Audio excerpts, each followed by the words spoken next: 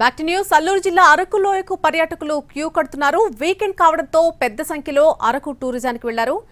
Weekend కు దసరా సెలవులు తోడవడంతో రద్దీ మరింతగా పెరిగిపోయింది. అరకులో తెల్లవారుజామున కురుస్తున్నటువంటి మంచు బారెడు పొద్దెక్కినా కూడా తొలగిపోవడం లేదు. మంచు తెరల నుంచి సూర్యకాంతి నేలను తాకేసరికి 9 గంటలు దాటుతుంది. దీంతో హాయిగా వేడివేడిగా కాఫీ టీలు తాగుతూ సేద తీరుతున్నారు అరకు పర్యాటకులు.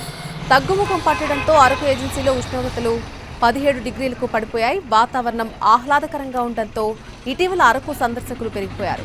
అరకులోయలో పర్యాటక ప్రాంతాలైన చాపరాయి, బొర్రా గుహలు, గిరిజన museum, Padmapuram gardens, view points, waterfalls ను తిలకిస్తున్నారు. అరకు అందాలను సెల్ ఫోన్ కెమెరాల్లో చిత్రీకరిస్తున్నారు. ఫోటోలు, సెల్ఫీలు దిగుతూ సందడి చేస్తున్నారు. దసరా సెలవులకు దక్షిణ మధ్య రైల్వే విశాఖ నుంచి అరకుకు ప్రత్యేక ట్రైన్స్ నడుపుతోంది. దీంతో పర్యాటకులు అరకు జర్నీని మరింతగా ఎంజాయ్ చేస్తున్నారు. అయితే రద్దీ ఒకేసారి పెరగడంతో హోటల్ రూమ్స్ దొరక్క టూరిస్టులు ఇబ్బందులు పడుతున్నారు. త్వరలోనే వలస పూల సీజన్ ప్రారంభం కానుండటంతో అరకులో పర్యాటకులు మరింత పెరిగే అవకాశం కనిపిస్తోంది. అరకు అందాలను చూడడానికి వచ్చాము. ఇక్కడ వైజాగ్ నుంచి వచ్చాము. మేమంతా కూడా ఇక్కడ చాలా ప్రత్యేకంగా ఉంది. ఈ ఫాగ్ అదంతా పడడం కూడా చాలా కొత్తగా అనిపించింది మాకు. ఇంత ఎర్లీ మార్నింగ్ లో మేము చూసిన వ్యూస్ అన్ని కూడా చాలా బాగున్నాయండి.